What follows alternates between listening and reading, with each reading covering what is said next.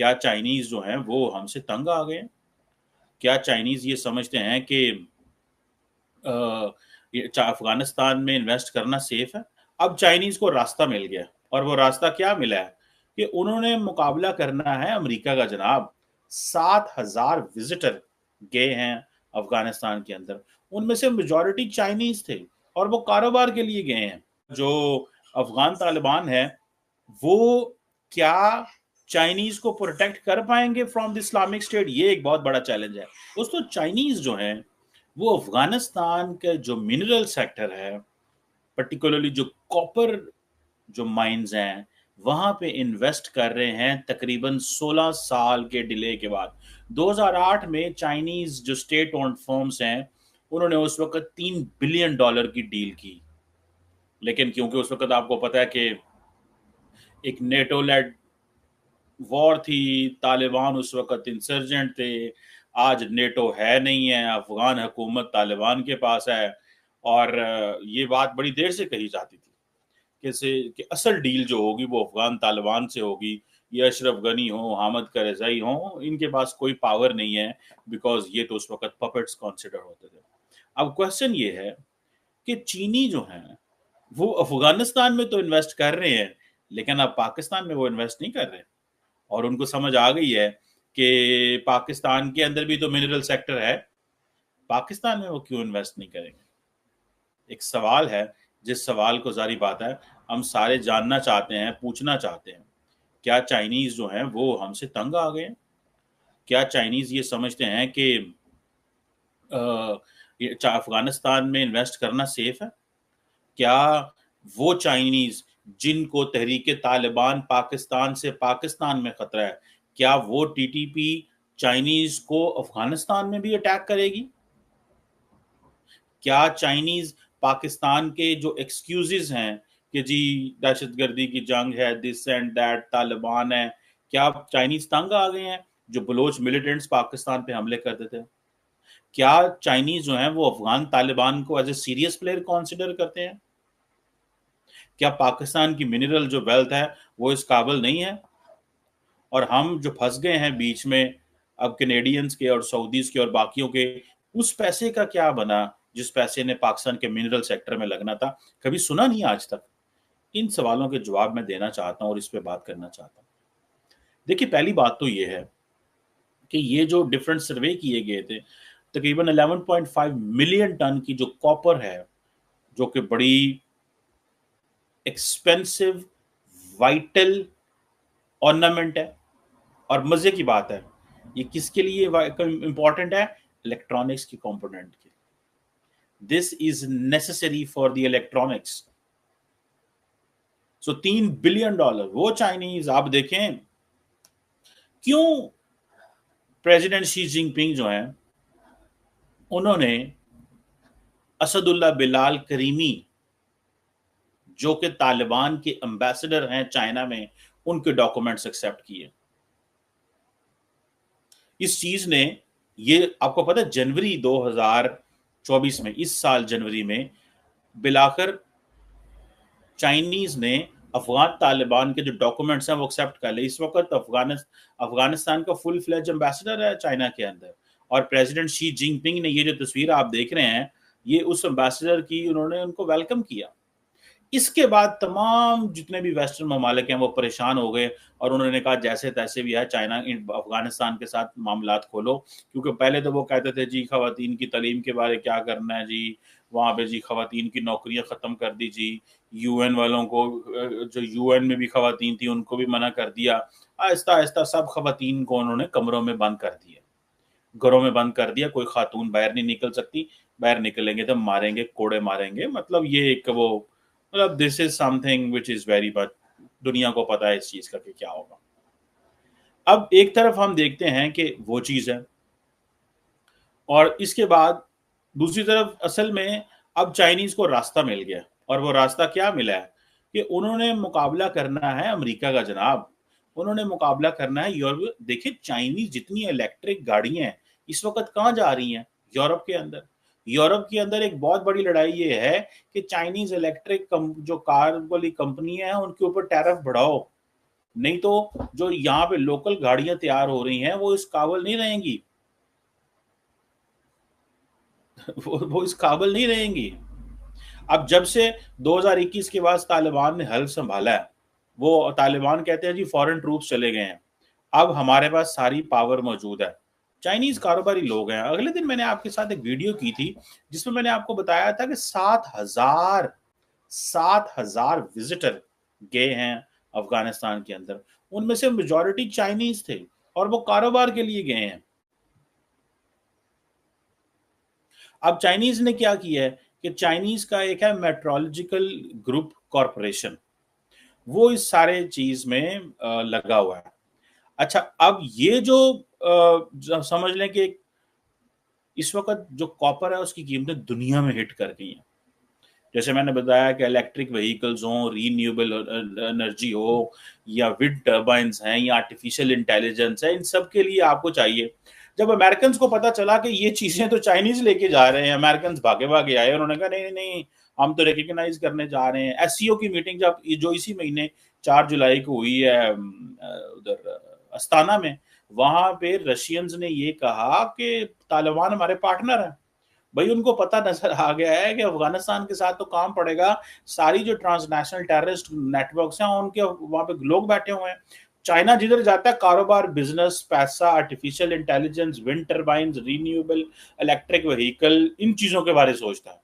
बाकी दुनिया जिधर जाती है पहले वो कहते हैं जी स्ट्रेटेजिक पॉलिटिकल इश्यूज, जी वो जी फलान जी टमकान जी, जी हमें इसको इसके साथ मिला देंगे तो ये।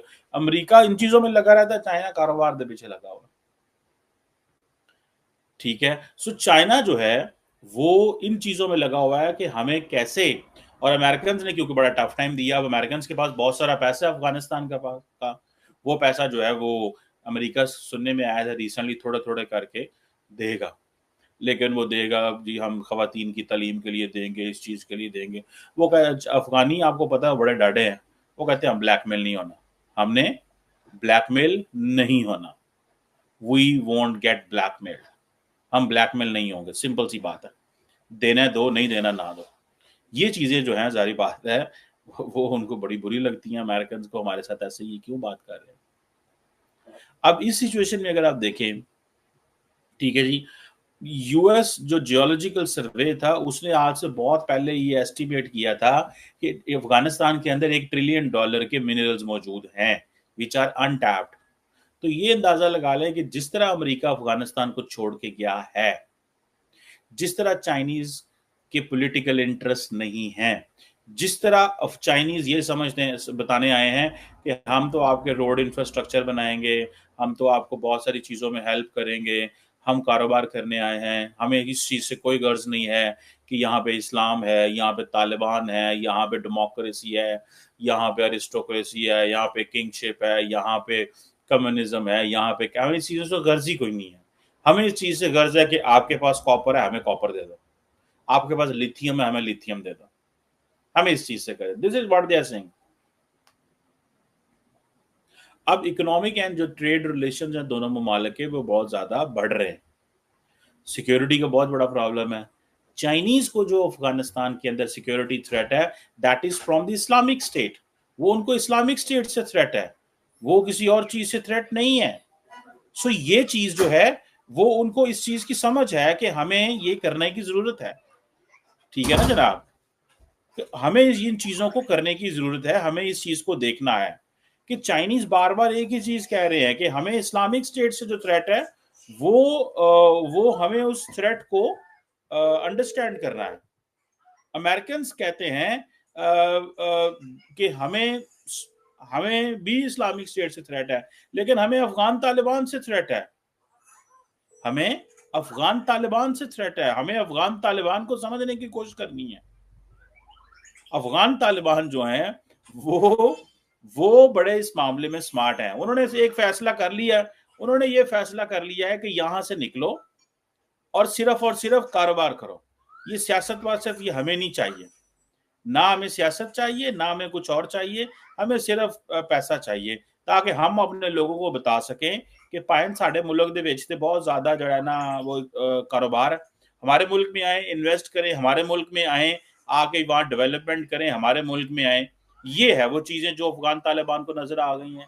सो इस चीज में मैं समझता हूं कि इस वक्त जो बीजिंग एंड काबुल दोनों ने एक दूसरे पे ये फैसला कर लिया है और कि हमें अपने आप को सिर्फ ट्रेड रिलेशंस को ठीक करना है।